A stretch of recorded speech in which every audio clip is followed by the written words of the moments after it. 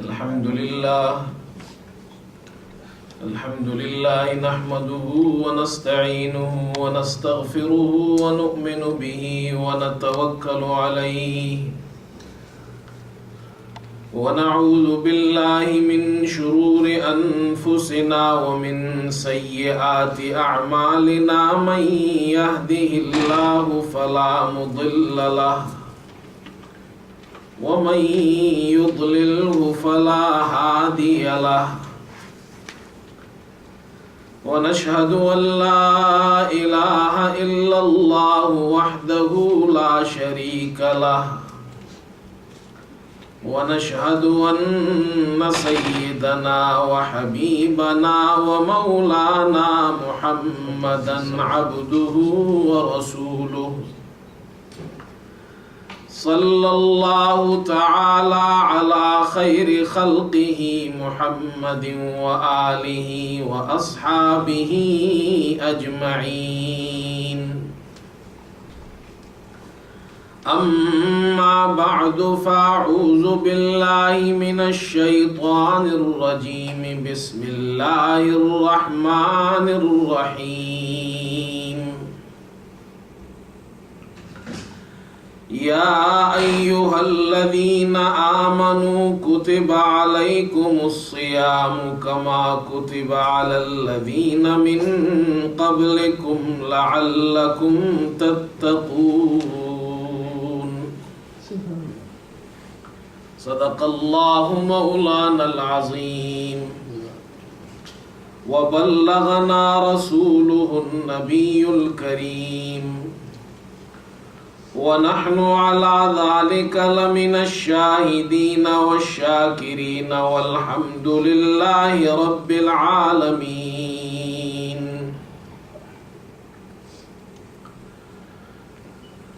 بزرگان محترم اور برادران عزیز،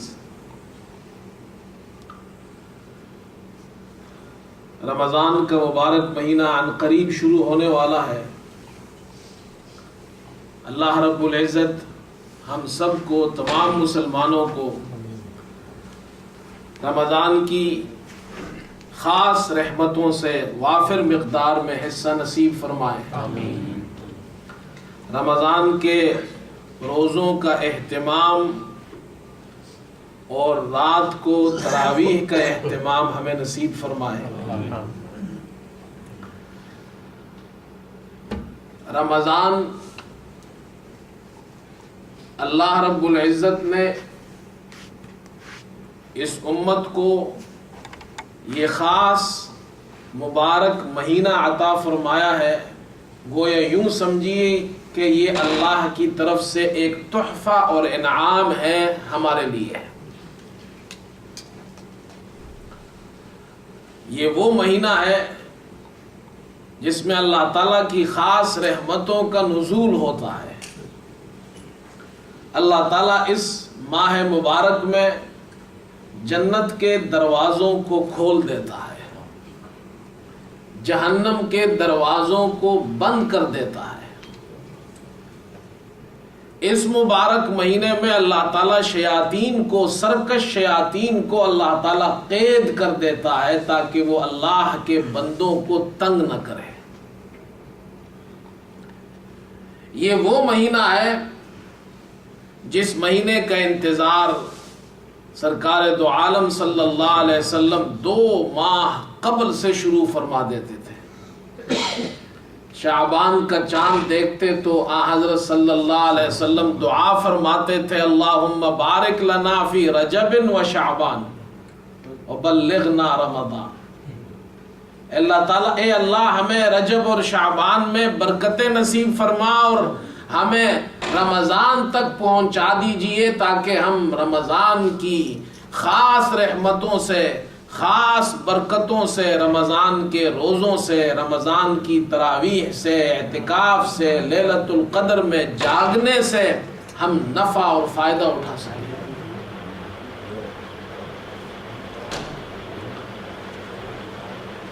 اور جب شعبان کا مہینہ شروع ہو جاتا تو حضرت صلی اللہ علیہ وسلم کثرت سے شعبان میں نفلی روزہ رکھتے تھے، اور پھر رمضان کے قریب حضرت صلی اللہ علیہ وسلم صحابہ کو ترغیب دیتے تھے، شوق دلاتے تھے، رمضان کی فضیلتوں کو بیان کرتے تھے، روزوں کی فضیلت کو بیان کرتے تھے تاکہ مسلمانوں میں شوق پیدا ہو، رغبت پیدا ہو، خوشی خوشی روزہ رکھے۔ حضرت انس رضی اللہ تعالی عنہ فرماتے ہیں کہ حضرت صلی اللہ علیہ وسلم نے شعبان کے آخری تاریخ میں آخری دن ہمیں خطبہ ارشاد فرمایا، خطبنا رسول اللہ صلی اللہ علیہ وسلم فی آخر یوم من شعبان، اور اس خطبے میں حضرت صلی اللہ علیہ وسلم نے ارشاد فرمایا قد اظلکم شہر عظیم، تم پر ایک عظیم مہینہ سایہ افغن ہونے والا ہے، ایک عظیم مہینہ قریب آنے والا ہے، شہر مبارک، بڑا ہی مبارک مہینہ ہے، شہر فیہ لیلۃ خیر من الف شہر، ایسا مہینہ آنے والا ہے جس میں ایک رات یعنی لیلۃ القدر کی رات ایسی مبارک رات ہے جو 1000 مہینوں سے بہتر ہے۔ اور پھر حضرت صلی اللہ علیہ وسلم نے ارشاد فرمایا یہ ایسا مبارک مہینہ ہے، فرمایا من ادا فیہ فریضۃ کان کمن ادا من تقرب فیہ بخصلۃ من خصال الخیر کان کمن ادا فریضۃ فیما سواہ، جو اس مہینے میں ایک نفل عبادت کرتا ہے، نیکی کا کام کرتا ہے، تو اللہ تعالیٰ اس کو ایک فرض کے عبادت کا ثواب عطا فرماتے ہیں۔ اور پھر فرمایا وَمَن تَقَرَّبَ فِيهِ فَرِيضَةً كَانَ كَمَنْ أَدَّى 70 فَرِيضَةً فِيمَا سِوَاهُ، جو اس مہینے میں ایک فرض عبادت کو بجا لاتا ہے، اللہ تعالیٰ غیر رمضان کے 70 فرضوں کے برابر اسے ثواب عطا فرماتا ہے۔ وَهُوَ شَهْرُ الصَّبْرِ، یہ صبر کا مہینہ ہے، والصبر ثوابہ الجنہ، اور صبر کا بدلہ جنت ہے۔ وَهُوَ شَهْرُ الْمُوَاسَاةِ، یہ بھلائی اور ہمدردی کا مہینہ ہے، احسان اور جود کا مہینہ ہے۔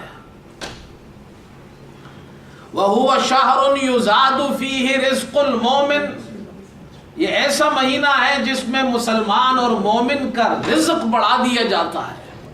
یہ تو ہم اور آپ دیکھتے ہیں کہ رمضان میں خاص طور پر ہم کتنا کھاتے پیتے ہیں، اللہ تعالیٰ رزق بڑھا دیتا ہے۔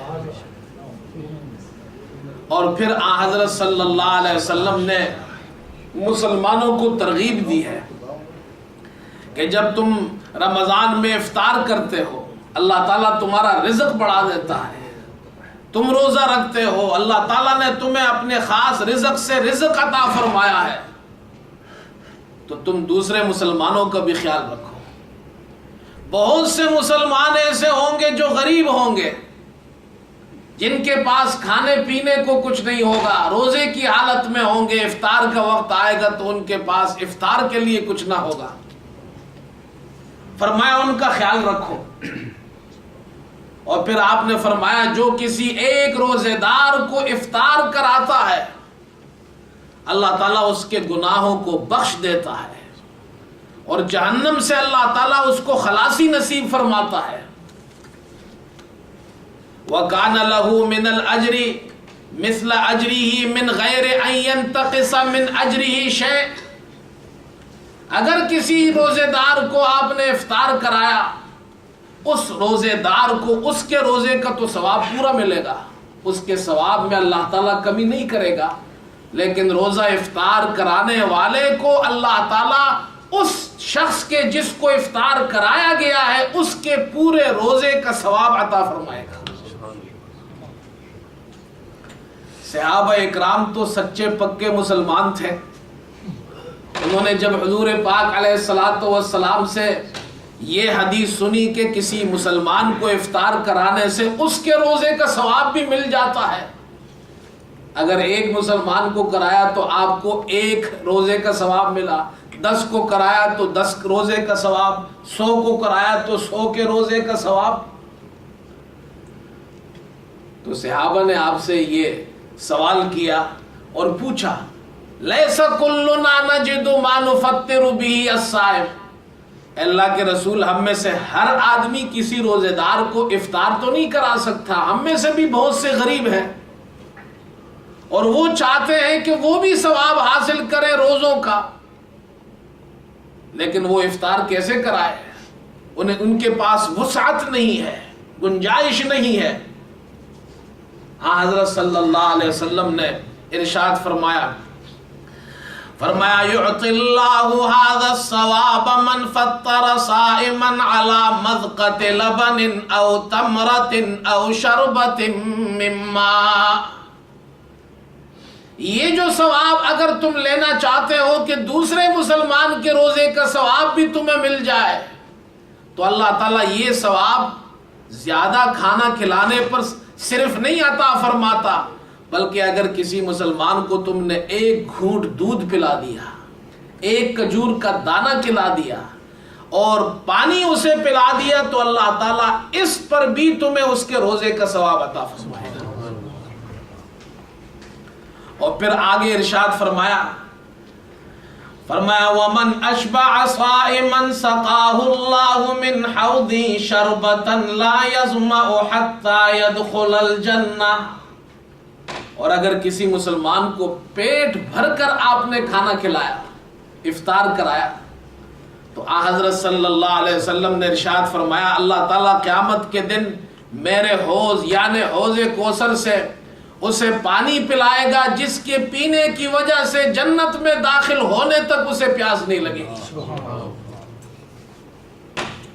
وَهُوَ شَهْرٌ أَوَّلُهُ رَحْمَةٌ وَأَوْسَطُهُ مَغْفِرَةٌ وَآخِرُهُ عِتْقٌ مِّنَ النَّارِ. یہ ایسا مبارک مہینہ آنے والا ہے جس کا پہلا حصہ یعنی ابتدائی 10 دن رحمت کے ہے، درمیانے 10 دن مغفرت کے ہے، آخری 10 دن جہنم سے خلاصی کے ہے. وَمَنْ خَفَّفَ عَنْ مَمْلُوكِهِ اللہ اکبر.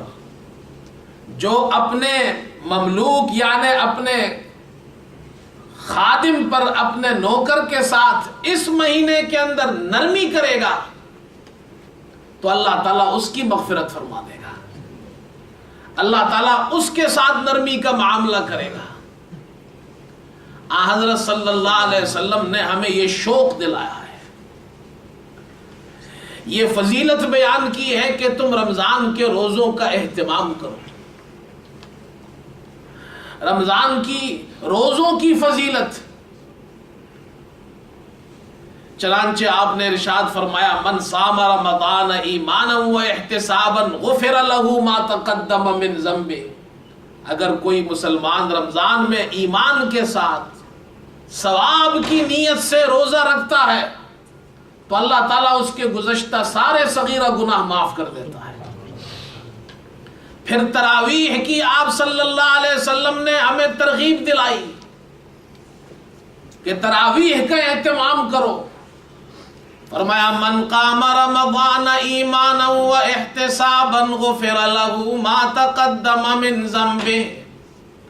اگر کوئی رمضان میں تراویح پڑھتا ہے، اہتمام کرتا ہے، اس کا شوق کے ساتھ تراویح کے لیے جاتا ہے، قرآن سنتا ہے اللہ تعالیٰ کا، یہ مہینہ دن میں روزہ رکھنے کا مہینہ ہے اور یہ مہینہ رات میں قرآن پاک کو سننے کا مہینہ ہے. قرآن پاک سننا یہ بھی بڑی عبادت ہے. فرمایا رسول اللہ صلی اللہ علیہ وسلم نے جو قیام رمضان یعنی تراویح کا اہتمام کرتا ہے ایمان کے ساتھ اور ثواب کی نیت سے تو اللہ تعالیٰ اس کے گزشتہ سارے صغیرہ گناہ معاف کر دیتا ہے. اور ایک جگہ حضور پاک علیہ الصلوۃ والسلام نے ارشاد فرمایا، بخاری اور مسلم کی روایت ہے، فرمایا رسول اللہ صلی اللہ علیہ وسلم نے کل عمل ابن آدم یضاعف الحسنۃ بعشر امثالها الى 700 ضعف، انسان کا ہر نیک عمل کا بدلہ اللہ کی طرف سے منیمم کم از کم 10 گنا، اور 10 گنا سے لے کر زیادہ سے زیادہ 700 گنا تک اللہ تعالی اس کا بدلہ اسے عطا فرماتا ہے۔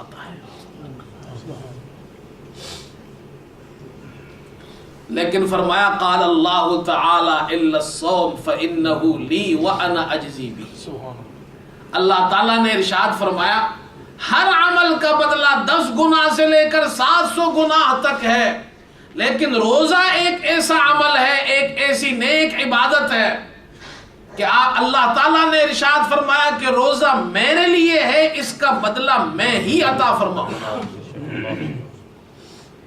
یدع شہوتہ وطعامہ من اجلی، اس لیے کہ اس مسلمان نے، میرے اس بندے نے خاص مجھے راضی کرنے کے لیے اپنی خواہش کو چھوڑ دیا، کھانے پینے کو چھوڑ دیا،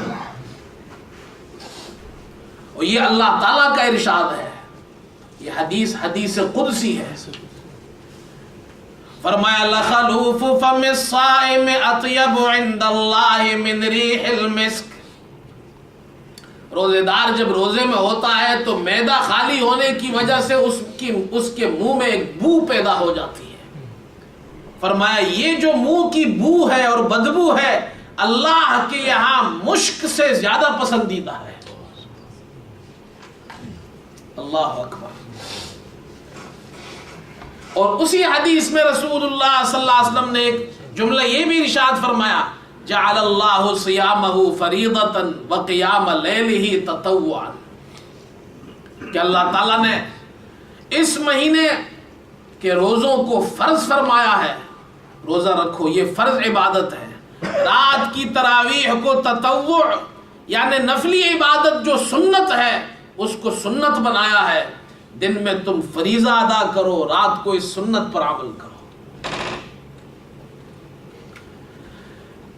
میرے دوستو، حضرت صلی اللہ علیہ وسلم نے رمضان المبارک کی یہ فضیلتیں بیان کی ہے، روزوں کی فضیلت، تراویح کی فضیلت، لیلۃ القدر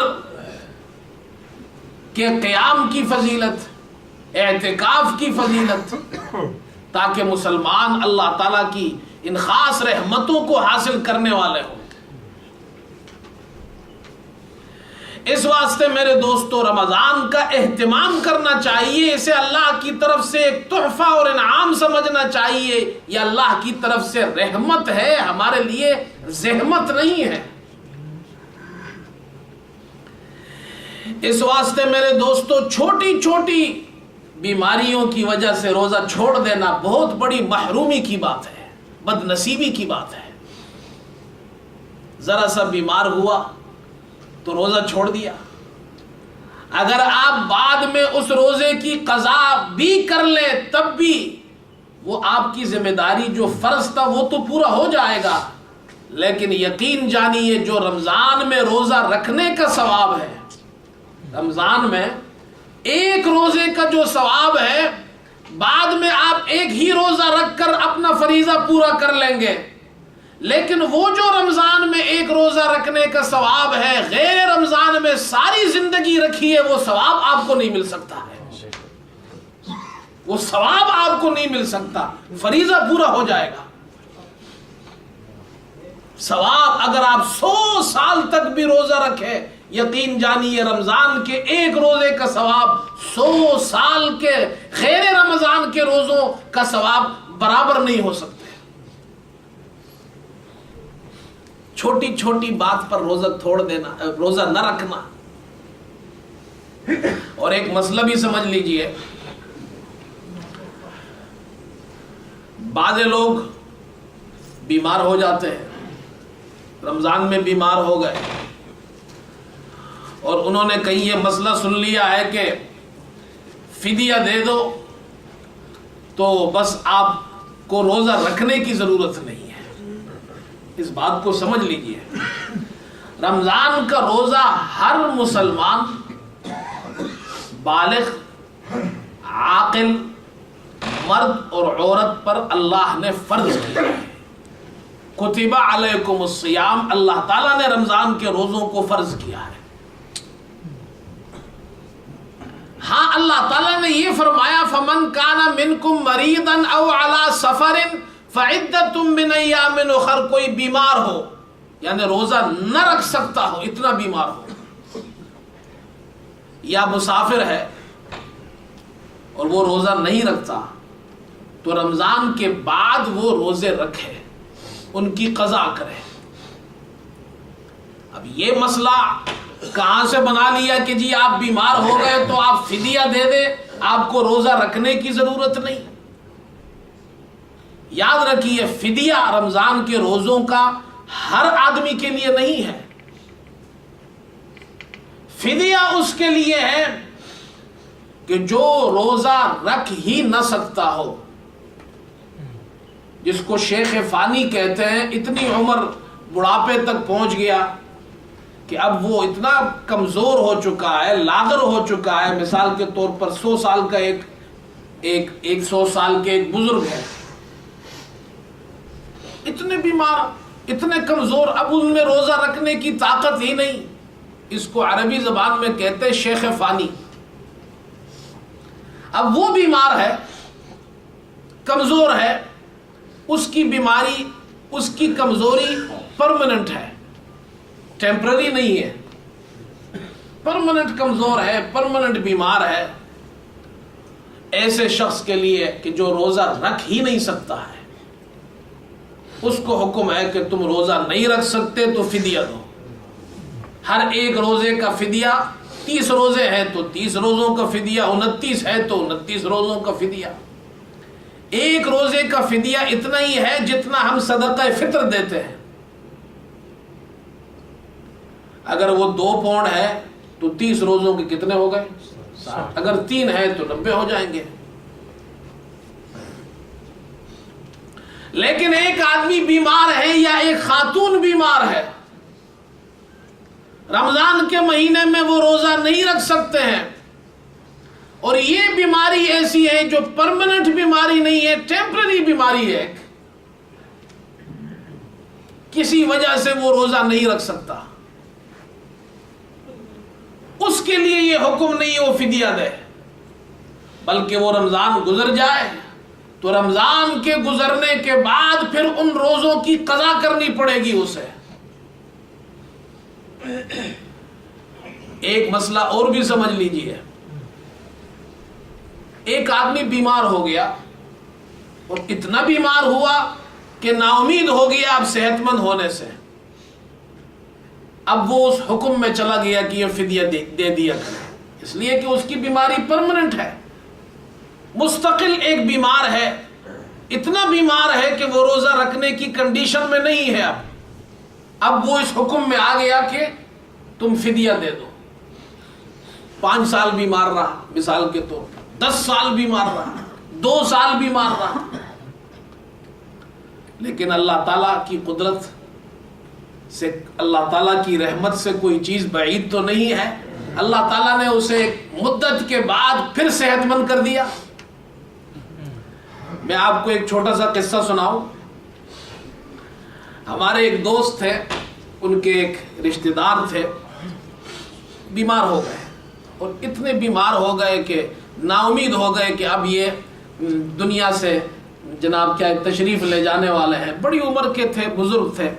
ان کا ایک ہی بیٹا تھا جوان. وہ یہ چاہتے تھے کہ میری زندگی میں اس کی شادی ہو جائے، نکاح ہو جائے. وہ آئی سی یو میں تھا، ایمرجنسی وارڈ میں. تو اس کے دوست کے ذریعے پیغام بھجوایا کہ جی امام صاحب سے کہو کہ آپ یہاں آ جائے اور میرے بیٹے کا نکاح پڑھا دیجئے میرے سامنے تاکہ میرا یہ ارمان پورا ہو جائے. تو انہوں نے خصوصی انتظامات کیے، ہسپتال والوں سے اجازت لی، پرمیشن لی. ہم اس وارڈ میں گئے اور جناب وکیل اور گواہ، ان کو آکسیجن لگا ہوا ہے، نہ بات کر سکتے ہیں. خیر وہ ہمیں مختصر سے وقت کی اجازت ملی تھی. ہم نے ان کے سامنے نکاح پڑھایا اور خوشی کی وجہ سے ان کے آنکھوں سے آنسو جاری ہو گئے. ہم نے بھی حالت دیکھی تو بہت ہی یعنی سخت حالت میں تھے وہ. نکاح کے بعد غالباً مہینہ 2 مہینے کا وقت گزرا تھا. میں اپنی مسجد میں تھا کہ ایک صاحب کو میں نے دیکھا تو مجھے کچھ شک ہوا. تو میں نے ایک ساتھی سے پوچھا یہ وہ آدمی نہیں ہے, وہ بزرگ نہیں جو بیمار تھے, جن کی جناب وہ ICU میں ہم نے ان کے بیٹے کا نکاح پڑھایا تھا؟ تو کہنے لگے وہی ہے. میں بڑا حیران. کہتے ہیں مولوی صاحب ہم تو نا امید ہو چکے تھے کہ یہ دنیا سے جانے والے ہیں, لیکن اللہ تعالیٰ نے انہیں صحت پھر عطا فرما دی ہے. اللہ تعالیٰ کو کیا مشکل ہے؟ اللہ تعالیٰ تو قیامت کے دن سارے مردوں کو پھر زندہ نہیں کریں گے. تو اگر کوئی شخص بیمار ہے, نا امید ہو گیا, اب وہ فدیہ دے رہا ہے. کچھ مدت زمانے سالوں بعد اللہ تعالیٰ نے پھر اسے صحت عطا فرما دی. اب وہ روزہ رکھنے پہ قادر ہو گیا. اب وہ آئندہ روزے بھی رکھے گا, اور وہ جتنے پچھلے رہ گئے تھے وہ روزے بھی رکھنے پڑیں گے, اور وہ جو فدیہ اس نے دیا ہے اس کا ثواب اسے ملے گا. اس لیے میرے دوستو, اور یہ خصوصاً جو ہماری خواتین ہیں گھروں میں, یہ اچھی طرح سن لیں. ذرا سا بیمار ہو گئے رمضان میں, کہتے جی بیٹا جا کے فدیہ دے دو. فدیہ ہر آدمی کے لیے نہیں ہے. رمضان میں اگر آپ نے ایک خواتین جیسے مثال کے طور پر ایام مخصوصہ ہے ان کے, جن میں وہ نماز نہیں پڑھتی, مخصوص ایام میں وہ نماز نہیں پڑھتی ہے, اور انہی مخصوص ایام میں روزہ بھی نہیں رکھتی ہے, لیکن جب رمضان گزر جائے تو قضا کرنی یا نہیں کرنی ہے. ٹھیک اسی طرح جس طرح مخصوص ایام میں آپ نے روزہ نہیں رکھا, اس کے بعد اس کی قضا کرنی ہے. رمضان میں اگر بیمار ہو گئے اور آپ رمضان گزر جائے, اس کے بعد جب صحت مند ہو جائیں گے پھر آپ کو روزہ رکھنا پڑے گا. ایک مسئلہ یہ سمجھ لیجئے.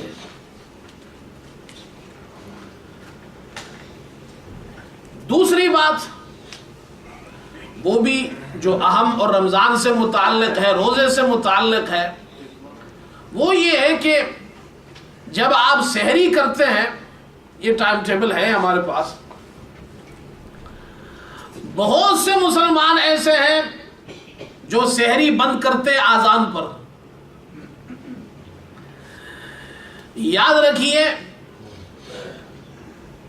سحری کا تعلق, اس کے بند کرنے کا, روزہ شروع کرنے کا تعلق آذان سے نہیں ہے. مثال کے طور پر سحری کا وقت ختم ہو رہا ہے 3 بجے, مثال کے طور پر 3 بجے سحری کا وقت ختم ہو رہا ہے, مانا یہ 3 بجے کے بعد آپ نہیں کھائیں گے. صبح صادق شروع ہو گئی اور اسی وقت آذان کا, نماز کا وقت بھی شروع ہوتا ہے, آذان کا وقت بھی شروع ہوتا ہے. مؤذن صاحب نے آذان لیٹ دے دی, 1 منٹ 2 منٹ اوپر آذان دے دی, تو آذان تو ٹھیک ہو گئی, اس لیے کہ آذان ہوگی 3 بجے کے بعد. اور آپ جناب 3:01 پہ آپ کھا رہے ہیں, تو آپ کا روزہ کہاں سے ہوا؟ آذان تو نماز کے لیے ہوتی ہے, روزے کے لیے تو نہیں ہوتی ہے. یا اذان کی آواز آپ کو نہیں پہنچی, کچھ بھی ہو سکتا ہے, تو اذان کے انتظار میں نہ رہے. جیسے ہی آپ نے دیکھا کہ اس وقت سحری کا ٹائم ختم ہو رہا ہے, احتیاطاً اس سے 2 3 4 منٹ پہلے اپنا روزہ بند کر لیجئے. یہ مسئلہ انتہائی اہم ہے. اگر آپ نے اس وقت کے بعد کھایا آپ نے, تو آپ کا روزہ نہیں ہوگا, اس روزے کی آپ کو قضا رکھنی پڑے گی. اس لیے رمضان کے روزے وہ آذان پہ بند نہ کرے. یہ 2 مسئلے تو روزے سے متعلق تھے جو میں نے خاص آج عرض کرنے تھے آپ حضرات کے سامنے. ایک تو اپنے روزوں کا اہتمام کریں, ٹائم ٹیبل آپ کے پاس ہونا چاہیے, فلاں وقت پر روزے کا ٹائم شروع ہو رہا ہے، سحری کا وقت ختم ہو رہا ہے، اس سے پہلے اپنا روزہ بند کر لیجئے۔ اور دوسرا مسئلہ یہ بیان کیا آپ حضرات کے سامنے، ہر بیمار کے لیے فدیہ نہیں ہے، ہر بیمار کے لیے نہیں ہے، یہ مسئلہ سمجھ لے۔ تیسری بات وہ یہ عرض کرنی ہے کہ افسوس کے ساتھ یہ بات کہنی پڑتی ہے کہ جب بھی رمضان کا یہ مبارک مہینہ آتا ہے تو ہمارے یہاں ایک اختلاف، ایک شور، ایک فضا مقدر ہو جاتی ہے۔ اللہ کرے کہ ہم سب متفق ہو جائیں، دعا کرنی چاہیے اللہ تعالیٰ سے۔ رمضان میں اختلاف ہے، کب شروع ہوگا؟ عید میں اختلاف ہے، اوقات سحر میں اختلاف ہے۔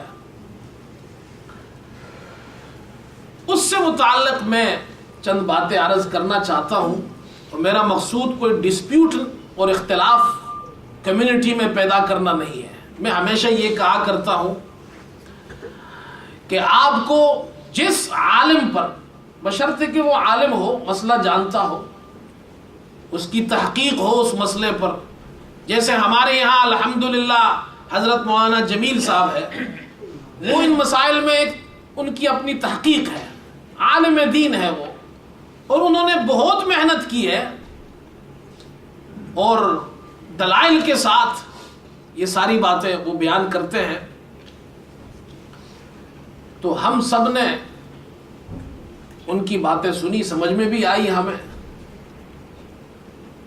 تو ہم نے ان کی اتباع شروع کر دی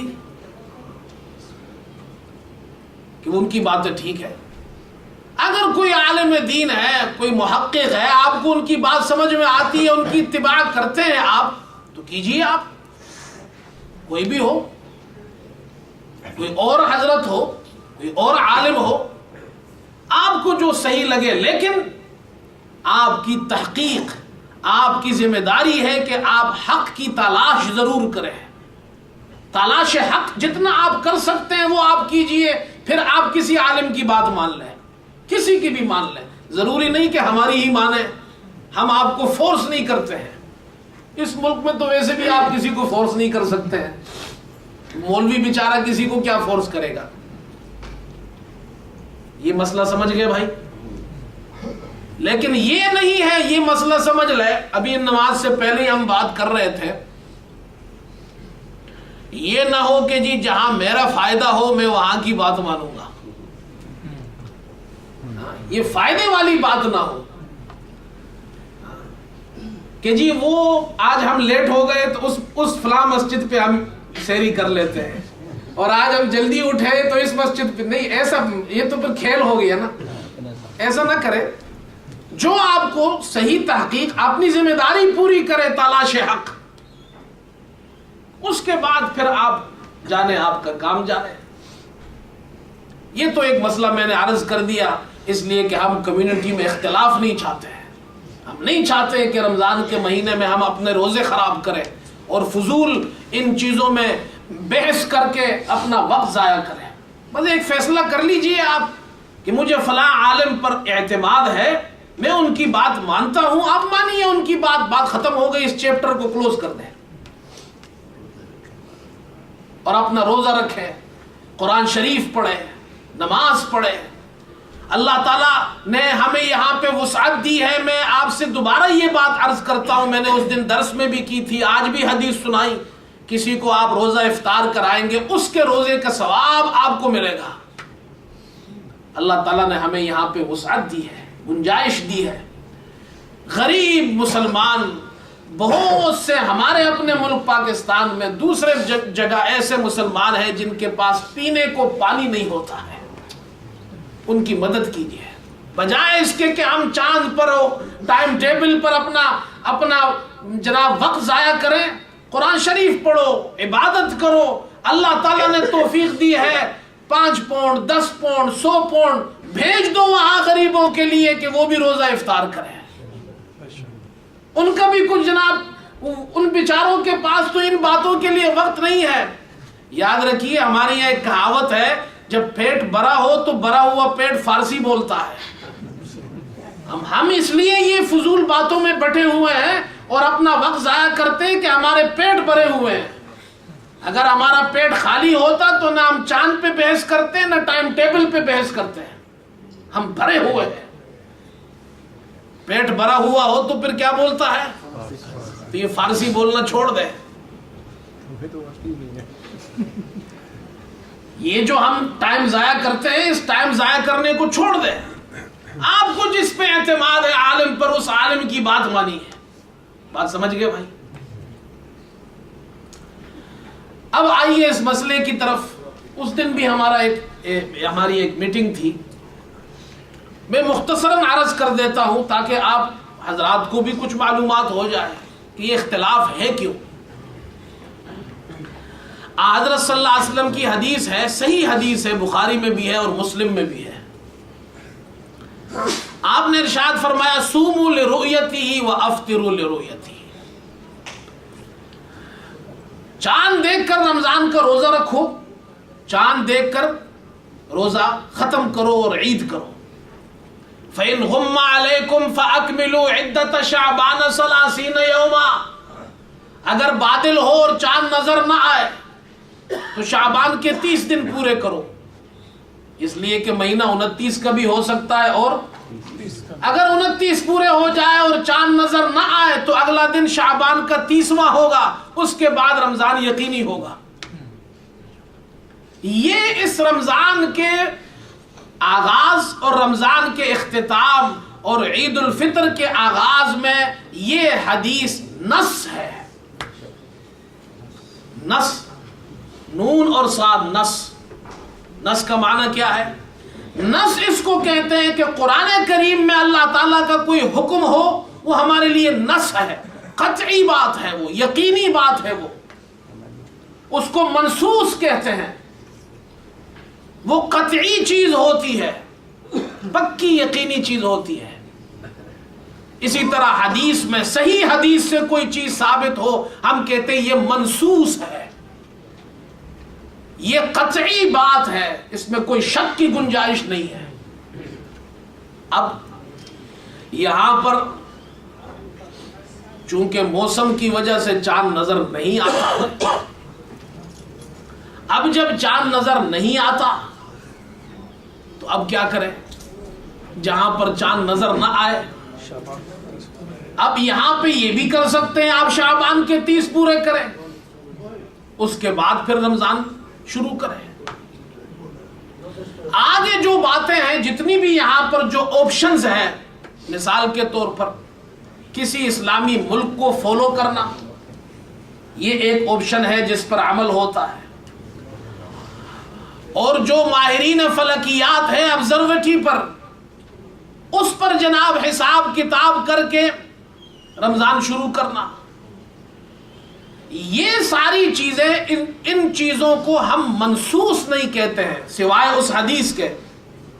کسی ملک کو آپ فالو کر رہے ہیں یا فلکیات میں ہے، یا اگر امکان ہے چاند دیکھنے کا، کسی ملک نے اعلان کر دیا، اس پہ آپ عمل کر رہے ہیں، یہ ساری چیزیں منسوخ نہیں ہیں، یہ ساری چیزیں اجتہادی چیزیں کہلاتی ہیں، یہ اجتہاد ہے۔ اجتہاد کسے کہتے ہیں؟ قرآن اور حدیث میں کوئی چیز نہیں ہے اور مسئلہ پیش آ گیا تو آپ اجتہاد کریں گے، آپ اور ہم تو نہیں کر سکتے ہیں، جو علماء ہیں، محققین ہیں، وہی کرتے ہیں، اجتہاد ہوگا۔ اب اجتہاد میں یہ بھی ہو سکتا ہے یہ ٹھیک ہو، یہ بھی ہو سکتا ہے یہ ٹھیک نہ ہو، اس لیے کہ رسول اللہ صلی اللہ علیہ وسلم نے فرمایا مجتہد اگر صحیح اجتہاد کر لے درست تو اس کو ڈبل ثواب ملتا ہے، اگر اس سے غلطی اور خطا ہو جائے تو اس کو 1 ثواب ملتا ہے اجتہاد کرنے کا۔ اب اس میں دونوں سائیڈز ہیں، یہ بات ٹھیک بھی ہو سکتی ہے، یہ بات غلط بھی ہو سکتی ہے۔ اب یقین سے بتائیے، آپ کے سامنے حدیث ہو، آپ حدیث نص کے بارے میں یہ کہہ سکتے ہیں کہ یہ ٹھیک بھی ہے اور غلط بھی ہو سکتی ہے، لیکن اجتہاد کے بارے میں یہ امکان موجود ہے، تو دونوں میں فرق ہے۔ ہم یہ کہتے ہیں یہ سارے آپشنز جو یہاں پر لیے جاتے ہیں یہ اجتہادات ہیں. یہ کیا ہے؟ اجتہادات. اس لیے ہم یہ کہتے ہیں صرف اگر فلکیات اور حساب و کتاب پر آپ عمل کریں گے تو اس کو آپ قطعی نہیں کہہ سکتے. وہ نص نہیں ہے آپ کے پاس, 100% یقینی بات نہیں ہو سکتی ہے. ٹھیک ہو سکتی ہے. اس لیے ہم نے اس دن میٹنگ میں بھی یہ بات کی ہے کہ اگر آبزرویٹری سے مدد لی جائے, ماہرین فلکیات سے مدد لی جائے, ہم ان کے مخالف نہیں ہیں, اس لیے کہ فلکیات ان چیزوں کا آغاز ہی مسلمانوں نے کیا تھا. ان سے مدد لی جائے اور کسی اسلامی ملک میں چاند نظر آ جائے, ان دونوں کو اکٹھا کر لیا جائے. ہاں یہ آبزرویٹری والے بھی کہہ دے کہ چاند ہو سکتا ہے, ادھر سے کوئی ملک اعلان کر دے, اس پر اگر آپ سب متفق ہو جائے اس پر اتفاق ہو سکتا ہے. لیکن ہم نے وہاں یہ بات کی کہ اگر سارے پاکستانیوں کا اتفاق ہو جائے تو بھی اتفاق اس ملک میں نہیں ہوگا. یہ کیا مسئلہ ہے؟ آپ صرف پاکستانیوں کو بلا کر میٹنگ کرتے ہیں کہ مسلمانوں کا اتحاد کرنا ہے. مسلمان صرف پاکستانی ہے؟ ہمارے تو اپنے ملک میں آج اختلاف ہے.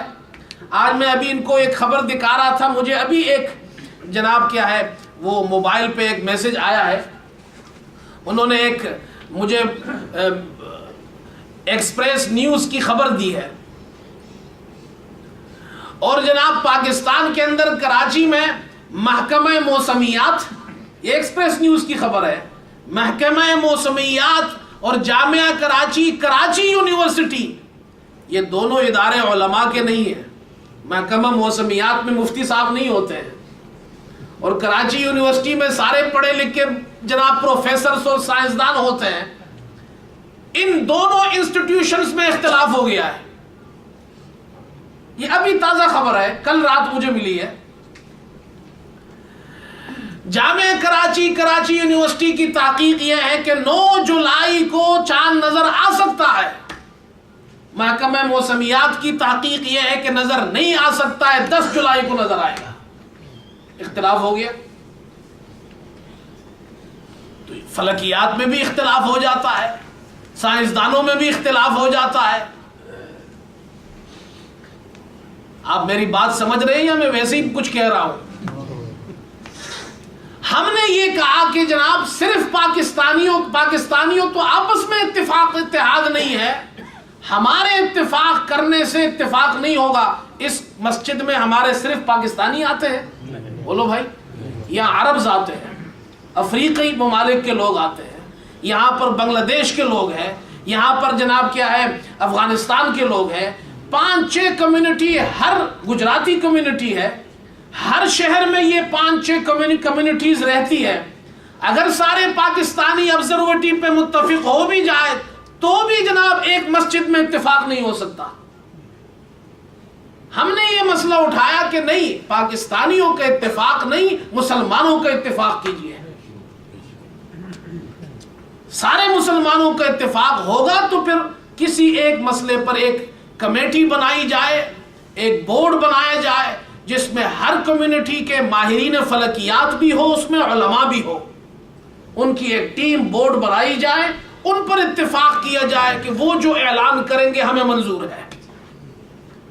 یہ ہے اتفاق کی شکل, اس کے لیے ہم راضی ہیں. اور لارڈ نذیر احمد نے بھی یہی جناب کیا ہے جناب شکل پیش کی, اتفاق کی, اور ہم نے اس کی تائید کی ہے. ہاں اگر پورے ملک میں یہاں پر یو کے اندر ساری کمیونٹیز مسلمانوں کی, صرف پاکستانی نہیں, ساری کمیونٹیز اگر متفق ہو جائے ایک بورڈ پر, ایک کمیٹی پر, اس کو تشکیل دی جائے, ہم اس کے لیے تیار ہیں. لیکن افسوس سے کہنا پڑتا ہے, میں نام نہیں لیتا, ہو سکتا ہے وہ پروگرام دکھائے, اس میں دکھا دے, ان کی مرضی ہے. لیکن انہوں نے, کچھ لوگوں نے وہاں کھڑے ہو کر کہا کہ جی ہمیں یہ بات منظور نہیں ہے, ہم تو صرف اور صرف اس پہ اتفاق کریں گے کہ آبزرویٹری پر اگر آپ مانتے ہیں تو اتفاق, ورنہ ہم آپ کی بات نہیں مانتے. تو اتفاق کیسے ہوگا؟ بہرحال ہماری کوشش ہے, ہم اپنے طور پہ کوشش کر رہے ہیں کہ انگلینڈ کے اس ملک کے سارے مسلمان، ساری کمیونٹیز متفق ہو جائے اور ایک بورڈ بنایا جائے ان کا، اور جناب کیا ہے جو دیگر حضرات ہیں جیسے لارڈ نذیر صاحب ہیں، دوسرے لوگ ہیں، وہ بھی کوشش کر رہے ہیں. آپ بھی دعا کیجئے کہ اللہ تعالی ہمیں ایسا دن نصیب فرمائے ہماری زندگی میں کہ ہم سب اکٹھے رمضان کا روزہ شروع کریں اور اکٹھے ہی ہم عید کریں. اللہ تعالیٰ سے نا امید نہیں ہونا چاہیے، نا امیدی گناہ ہے، امید اچھی رکھے. بہرحال یہ کچھ باتیں میں نے عرض کی، اور آخر میں دوبارہ عرض کرنا چاہتا ہوں آپ سے کہ آپ حضرات جس عالم پر، بشرطے کہ وہ عالم ہو، مسئلہ جانتا ہو، اس کی تحقیق ہو، وہ دلائل کی روشنی میں بات کرتا ہو، وہ قرآن حدیث کو سمجھتا ہو، وہ مسائل کو سمجھتا ہو، وہ آپ اس کی بات مان کر اپنا رمضان کا روزہ رکھتے ہیں، سحری کرتے ہیں، جو بھی آپ کرتے ہیں، لیکن آپ تلاش حق کی تلاش آپ کی ذمہ داری ہے. یہ کرے اور مسئلہ معلوم کرے اور اچھے عالم کی اتباع کرے، آپ کو اس میں گنجائش ہے. لیکن میں دوبارہ پھر عرض کر دیتا ہوں، لیکن اگر آپ صرف اپنا فائدہ ڈھونڈتے ہیں کہ آج میں دیر سے اٹھا ہوں تو فلاں مسجد کو فالو کرتا ہوں، آج میں جلدی اٹھا ہوں تو فلاں مسجد کو، یہ جناب یہ آپ دین کی اتباع نہیں کر رہے، یہ آپ اپنے پیٹ کی اتباع کر رہے ہیں. اللہ تعالی ہمیں اس رمضان میں، دوبارہ بار بار عرض کر رہا ہوں کہ جناب ان مسئلوں کو اب ختم کر دیجئے. رمضان 2-3-4 دن میں شروع ہونے والا ہے. رمضان میں اللہ کی رحمتوں کو حاصل کریں، اپنا وقت مت ضائع کریں، اپنا وقت بالکل ضائع نہ کریں، ایک ایک لمحہ قیمتی ہے. اللہ تعالی ہم سب کو عمل کی توفیق عطا فرمائے. وآخر دعوانا الحمدللہ رب العالمین.